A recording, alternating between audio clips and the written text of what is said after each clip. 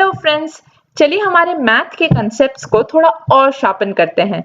Topic है ratio and proportion. हम यहाँ थोड़े बेसिक टॉपिक्स भी कवर करेंगे, इसलिए अगर आप चाहें तो टॉपिक्स को स्किप कर सकते हैं। उसके लिए आप डिस्क्रिप्शन बॉक्स में दी गई टाइमलाइन का यूज कर सकते हैं। So let's begin. पहला टॉपिक है सिंपल मल्टीप्लिकेशन। मल्टीप्लिकेशन का कॉन्सेप्ट होता है 1 to many। एक एग्जाम्पल लेते हैं। 1 bottle has 2 liters of water. So how many liters of water will 5 such bottles have? तो एक बॉटल में 2 लीटर पानी है, तो 5 बोतलों में कितने लीटर पानी होगा? तो इसका सॉल्यूशन है 5 बोतल में 2 + 2 + 2 + 2 + 2। इसे हम 5 बार करेंगे तो हमें मिलेगा 10 लीटर्स। करेक्ट। और इसका आसान तरीका है, हम ये बोल सकते हैं कि अगर हम एक बॉटल की क्वांटिटी को 5 से मल्टीप्लाई करें, जितनी हमारे पास बॉटल्स हैं, तो भी हमें आंसर आ जाएगा 10 लीटर्स। तो ये हमारा होता है मल्टीप्लिकेशन कॉन्सेप्ट, जहां हमें एक की यूनिट पता होती है और हम उससे मेनी की यूनिट्स पता करते हैं। करेक्ट। इसी का ऑपोजिट होता है डिवीजन, जो होता है मेनी टू 1। मतलब हमें मेनी की क्वांटिटी पता है और हम एक की क्वांटिटी निकालते हैं। जैसे cost of 6 candies is ₹30, तो what will be cost of 1 candy? 6 candies है, इसकी टोटल कॉस्ट है 30, तो एक की कॉस्ट क्या आएगी? तो अगर हम अज्यूम करते हैं कि इसकी कॉस्ट मान लीजिए 5 रुपए है, तो हम 5 को 6 बार ऐड करेंगे तो हमें मिल जाएगा 30 रुपीस। अगर हम 2 को 6 बार ऐड करते तो हमें मिल जाता 12, लेकिन हमें दिया गया है कि टोटल कॉस्ट है 30। तो इसे करने का तरीका है, हम सिंपली डिवाइड करते हैं टोटल कॉस्ट को टोटल नंबर ऑफ कैंडीज से। तो जो है 30 रुपीस और हमने उसे डिवाइड कर दिया 6 रुपीस से, तो हमें आंसर आ गया ₹5। तो ये है सिंपल डिवीजन, जहां हमें ज्यादा की यूनिट्स पता होती है और हमें 1 की यूनिट निकालनी होती है। नेक्स्ट है यूनिटरी मेथड। ये मेनी टू 1 और 1 to many का कॉम्बिनेशन है। कैसे? एक सिनेरियो लेते हैं। Cost of 5 pens is ₹30। मतलब हमें ये पता है कि 5 पेन की कॉस्ट है 30 रुपीस। ओके। और हमें फाइंड करनी है कॉस्ट ऑफ 10 पेन्स। अब ये हम कैसे फाइंड करेंगे? हमें ये पता है कि अगर हमें 10 पेन्स की कॉस्ट निकालनी है तो हम उसे एक पेन की कॉस्ट से 10 बार मल्टीप्लाई कर लेंगे, राइट? लेकिन हमें एक की कॉस्ट पता नहीं है, तो एक की कॉस्ट हम कैसे करेंगे? मेनी टू 1, मतलब डिवीजन के कॉन्सेप्ट से। तो यहां पर हमें 5 पेन की कॉस्ट दी गई है जो है 30 रुपीस। तो क्या हम इससे एक की कॉस्ट निकाल सकते हैं? Of course, simple division use करके। तो हमारा सॉल्यूशन होगा, सबसे पहले हम कॉस्ट ऑफ 1 पेन निकालेंगे, जो है total cost ₹30 divided by total number of pens जो है 5। तो हमें आ गया आंसर 6, जो है मेनी टू 1 का कॉन्सेप्ट, डिवीजन कॉन्सेप्ट यूज किया। और फिर हम इसे मल्टीप्लाई करेंगे total number of pens. So ₹6 into 10 will give us ₹60। तो हमें मिल गई टोटल 10 पेन्स की कॉस्ट। तो हमने यहां पर यूज कर दिया 1 to many। करेक्ट। या फिर हम सिंपल क्रॉस मल्टीप्लिकेशन यूज कर सकते हैं। 5 पेन की कॉस्ट है अगर 30, तो 10 पेन की कॉस्ट है कितनी? तो हम 10 को मल्टीप्लाई करते हैं 30 और फिर उसे डिवाइड करते हैं 5 से, कुछ इस तरह। तो एग्जैक्टली हम यहां कर क्या रहे हैं? थोड़ा सा ध्यान दीजिए।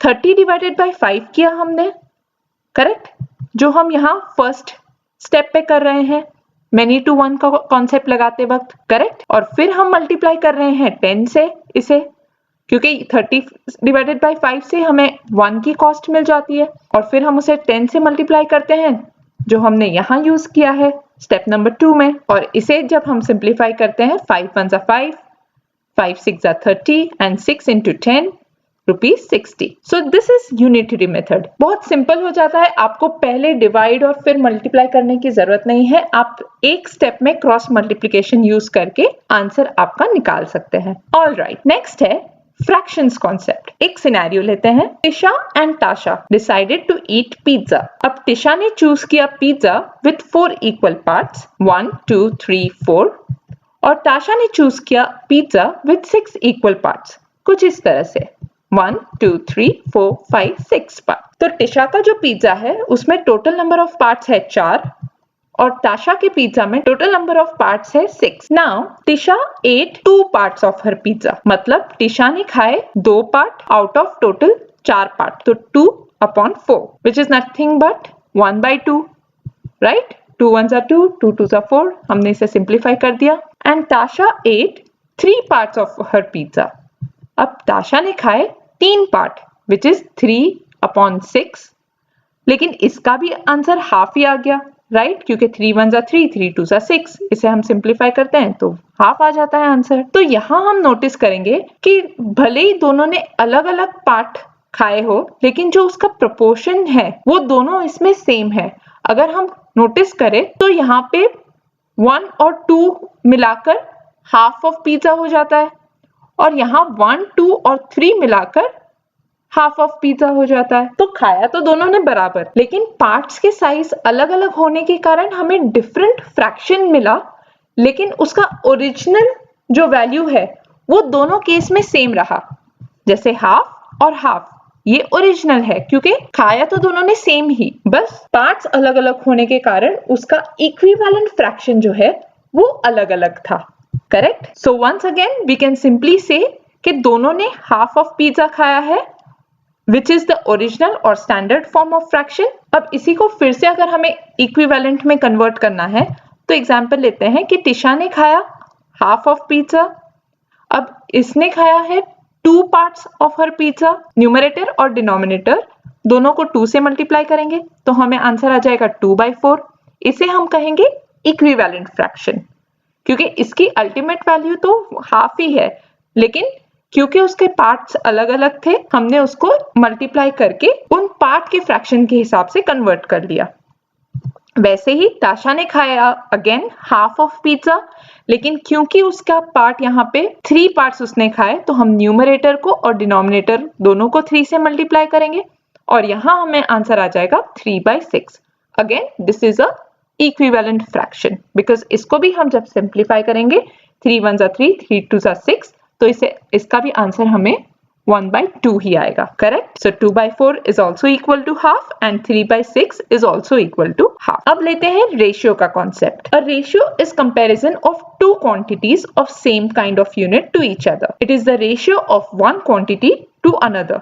एग्जाम्पल लेते हैं. एक फ्रूट बास्केट है जिसमें 3 एप्पल और 5 ऑरेंजेस है. हमें इसका रेशियो निकालना है. अब अगर आप इसकी डेफिनेशन देखेंगे तो ये देखेंगे कि वहां लिखा है same kind of unit. Same kind of unit का मतलब होता है आप केजीज और लीटर्स को कंपेयर नहीं कर सकते. उनका जो भी आप कंपेयर कर रहे हैं उसका यूनिट सेम होना चाहिए. जैसे हमने 3 एप्पल लिया और 5 ऑरेंजेस लिया तो यहाँ हमने एक उसका यूनिट कंसिडर किया है नंबर, कि यहाँ पे 3 नंबर्स है एप्पल के और 5 नंबर्स है ऑरेंजेस के. So there are 3 apples and 5 oranges in one fruit basket.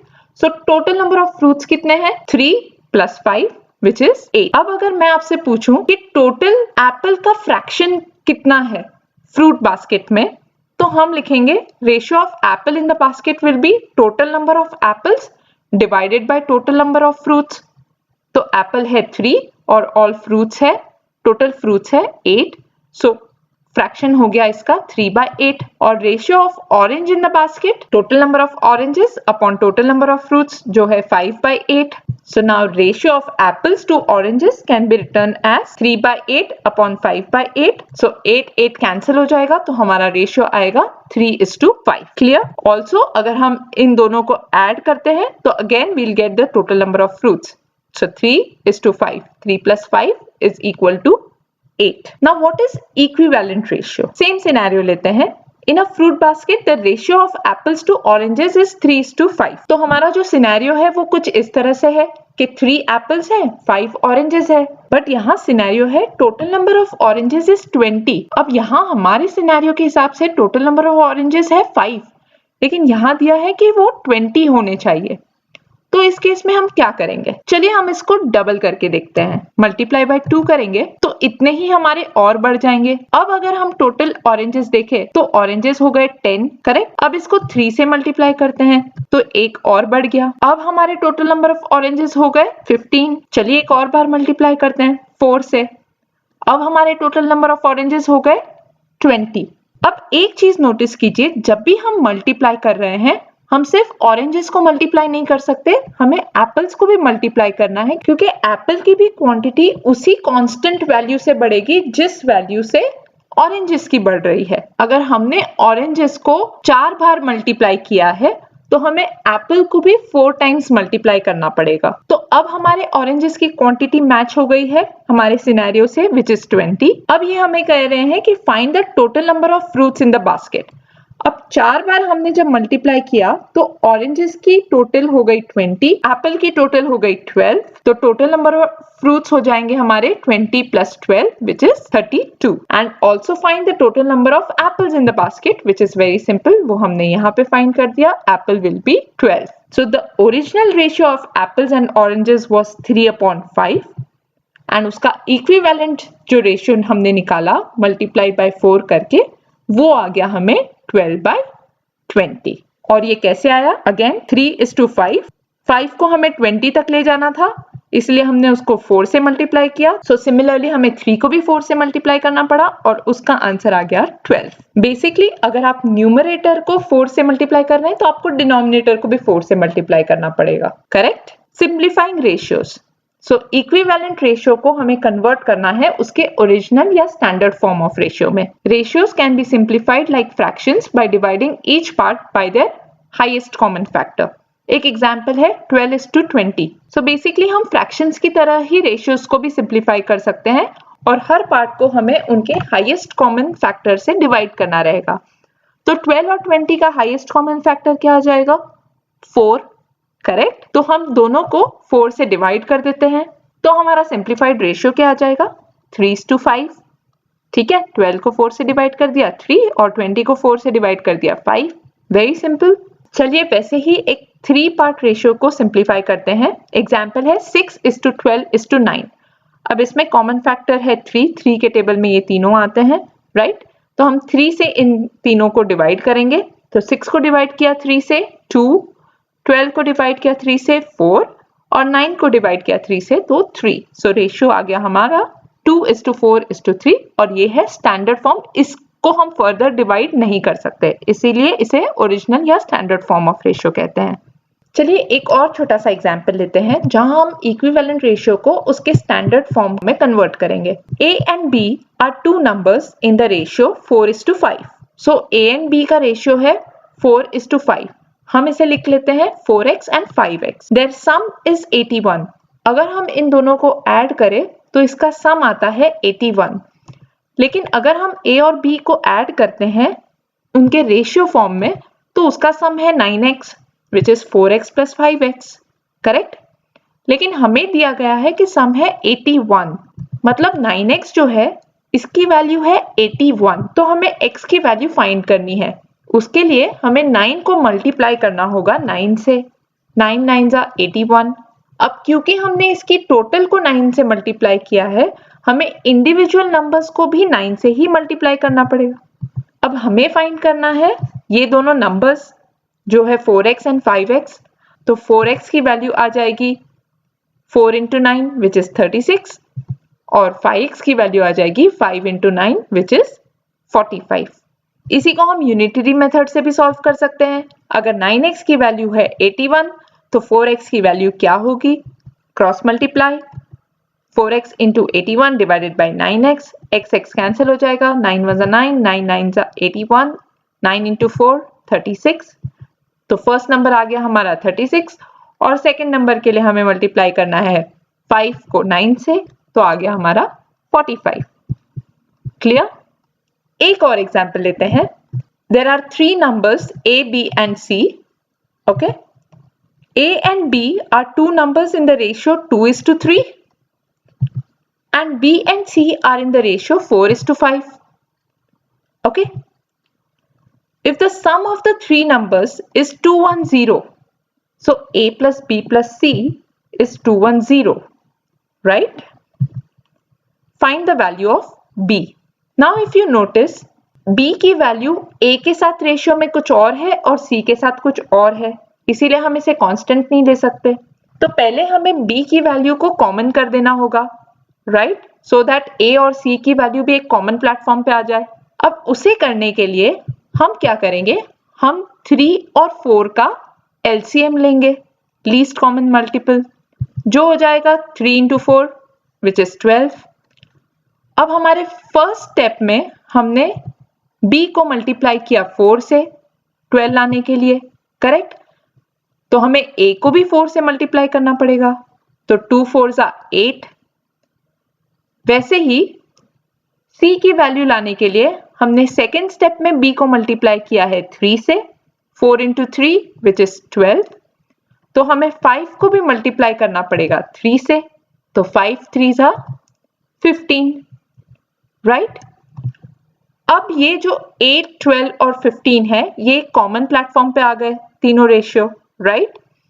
अब इसका हम एडिशन करें तो 8 plus 12 is 20 plus 15 is 35।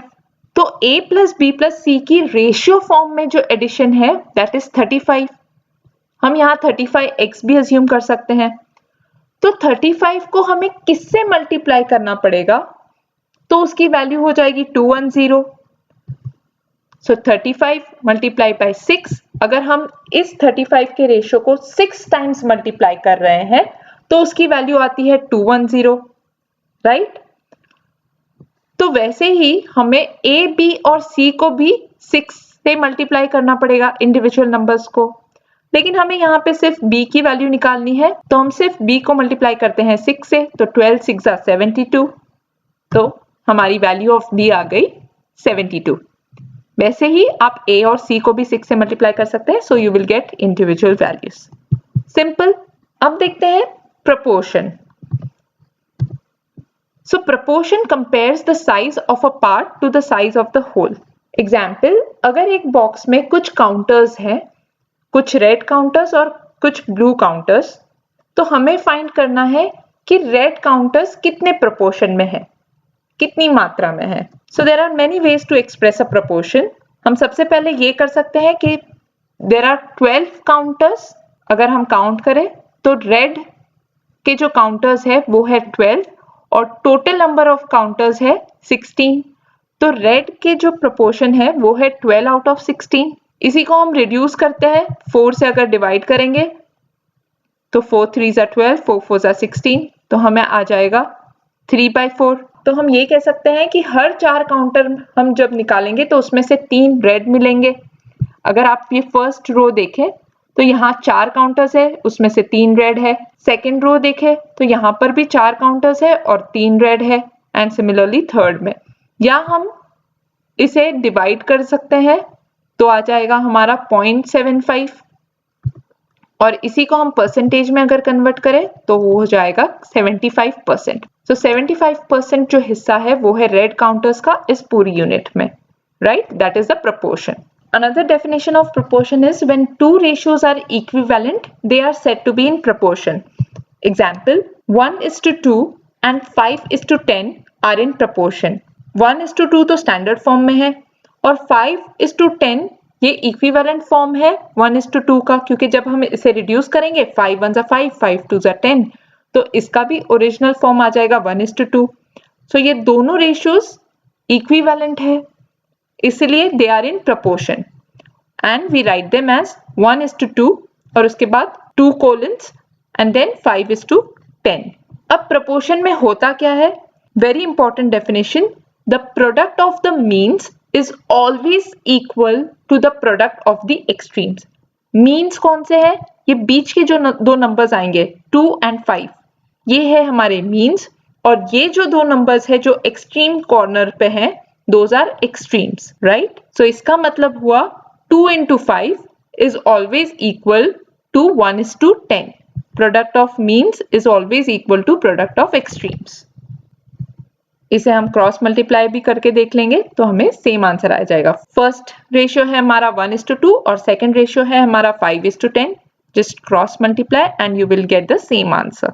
चलिए एक एग्जाम्पल लेते हैं। Find the correct value to make the ratios proportional. 12:2 क्या होगा अगर 30:40 एक इक्विवेलेंट रेशियो है? तो यहाँ हमें करना क्या है? अब हमें एक्सट्रीम्स की वैल्यू यहाँ पर पता है, 12 है और 40 है, और हमें मीन की सिर्फ एक वैल्यू पता है जो है 30। तो हम करेंगे product of extremes is equal to product of means. तो हमारा प्रोडक्ट ऑफ मीन्स है 30 इंटू एक्स और प्रोडक्ट ऑफ एक्सट्रीम्स है 12 इंटू 40। इसे हम सिंप्लीफाई करेंगे x की वैल्यू फाइंड करने के लिए। तो प्रोडक्ट ऑफ एक्सट्रीम्स है हमारा 12 into 40 divided by 30 is equal to 16। So value of x is equal to 16। इन दो रेशियोज को अगर हम फर्दर सिंप्लीफाई करें तो हमें ओरिजिनल फॉर्म जो इसका मिलेगा वो मिलेगा 3:4। जैसे 30:40 को अगर हम 10 से डिवाइड करें तो रेशियो आ जाएगा 3:4 और 12 और 16 को भी अगर हम 4 से डिवाइड करते हैं दोनों को तो हमारा रेशियो आ जाएगा 3:4। तो दोनों में हमारा जो ओरिजिनल रेशियो हमें मिल गया है वो है 3:4। अब देखते हैं डायरेक्ट प्रोपोर्शन क्या होता है। When the ratio of two quantities is constant, the quantities are in direct variation. So when two quantities A and B are directly proportional, we say that A is directly proportional to B, या फिर हम ये proportion का sign use करते हैं और बोलते हैं A is proportional to B. एक एग्जाम्पल लेते हैं। One man can make 5 wooden toys in a day. एक आदमी 5 लकड़ी के खिलौने बना सकता है एक दिन में। तो अगर 4 आदमी हो जाए तो वो कितने टॉयज बना सकते हैं? 20। अगर 9 आदमी हो जाए तो वो कितने टॉयज बना सकते हैं? 45।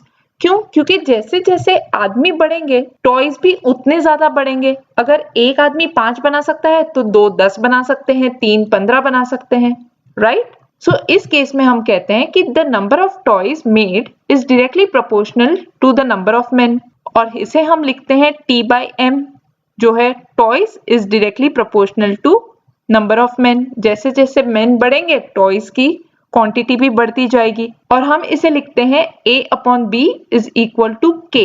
जो K है वो एक कांस्टेंट है, मतलब हर बार जो टॉयज की क्वांटिटी बढ़ रही है वो एक सेम कांस्टेंट वैल्यू से बढ़ रही है। तो हम इस केस में वो कांस्टेंट की वैल्यू हमें निकालनी चाहिए, which is called as constant of proportionality. तो ऊपर के केस में हमारी डेफिनेशन हो जाएगी T/M is equal to K, right?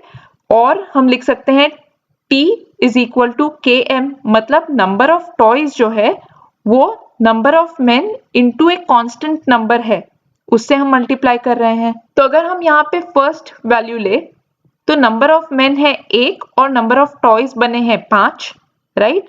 तो T है हमारा 5 और मेन है हमारा 1, तो हमें इसे किस नंबर से मल्टीप्लाई करना पड़ेगा? तो हमें इसकी वैल्यू 5 आ जाएगी, जो है 5।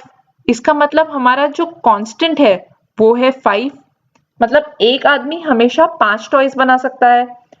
तो 2 आदमी अगर हैं तो मतलब मुझे उसको कांस्टेंट से मल्टीप्लाई करना पड़ेगा, 2 इंटू 5 तो हो जाएंगे 10। वैसे ही हम सेकेंड एग्जाम्पल लेते हैं। नंबर ऑफ टॉयज है 20, उसको हम डिवाइड करेंगे टोटल नंबर ऑफ मेन जो है 4। So 20 divided by 4 is equal to 5, जो है हमारा कांस्टेंट वैल्यू। वैसे ही हम 9 इंटू 5 भी करेंगे तो भी नंबर ऑफ टॉयज हमें 45 ही मिलेंगे, क्योंकि ये कांस्टेंट की वैल्यू हमेशा 5 5 5 सेम रहेगी, right? So this is an example of direct proportion, क्योंकि एक की क्वांटिटी अगर बढ़ती है तो दूसरे की भी क्वांटिटी बढ़ती है इस केस में। अब हम इनवर्स प्रोपोर्शन देखते हैं, जहां पर the ratio of one quantity to the reciprocal of the other quantity is constant, which is also written as A is inversely proportional to 1 by B. इसका एक एग्जाम्पल लेते हैं। One man can complete a job in 24 days. तो number of men है 1 और number of days है 24। अगर हमारे यहाँ पर men बढ़ जाए तो जो 24 घंटे का काम है वो कम दिन में हो सकता है, क्योंकि हमारे आदमी बढ़ गए, राइट? तो अगर हमारे मेन 2 हो जाएंगे तो उसी काम को जहां 24 दिन लग रहे थे अब वो 12 दिन में हो जाएंगे, क्योंकि एक के बजाय 2 आदमी काम कर रहे हैं, राइट? वैसे ही अगर 6 मेन हो जाए तो इसे और कम दिन में काम कर सकते हैं, उसे करने के लिए सिर्फ 4 घंटे लगेंगे, राइट? इसका ये मतलब हो रहा है जहां पर हमारी एक की क्वांटिटी बढ़ती जा रही है दूसरे की क्वांटिटी घटती जा रही है। सो इस केस को हम कहते हैं there is a inverse variation. So the number of days to complete the job is inversely proportional to the number of men, और इसको हम लिखेंगे जैसे D, number of days required is inversely proportional to the number of men. So in general, when A varies inversely as B, हम लिखते हैं a inversely proportional to 1 by b और a is inversely proportional to k by b और ab is equal to k। k है हमारा constant of proportionality, तो हमें यहाँ पर भी k की वैल्यू फाइंड करनी है। सो इस फॉर्मूले के हिसाब से हम ऊपर के केस में हमें क्या लिखना पड़ेगा, number of men is equal to k upon d। So men into days is equal to k, मतलब अगर मैं 1 इंटू 24 करूं तो मुझे आंसर आ जाएगा 24 which is my constant k। अब इसी को हम वैलिडेट करते हैं सेकेंड वाले इक्वेशन में।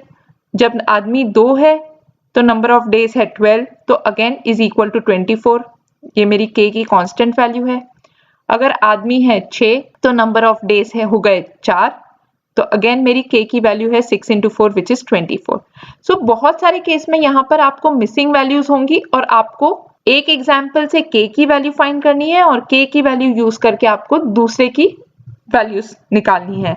So this is an example of inverse proportion. तो बेसिकली हम डायरेक्ट प्रोपोर्शन में k की वैल्यू निकालने के लिए डिविजन यूज करते हैं और इनवर्स प्रोपोर्शन में k की वैल्यू निकालने के लिए हम मल्टीप्लिकेशन का यूज करते हैं। सो ये था एक basic introduction ratio and proportion के ऊपर। और भी एक्साइटिंग वीडियोस के लिए हमारे YouTube चैनल को जरूर सब्सक्राइब करें and please visit our website for more information. Keep learning to keep winning. Thank you.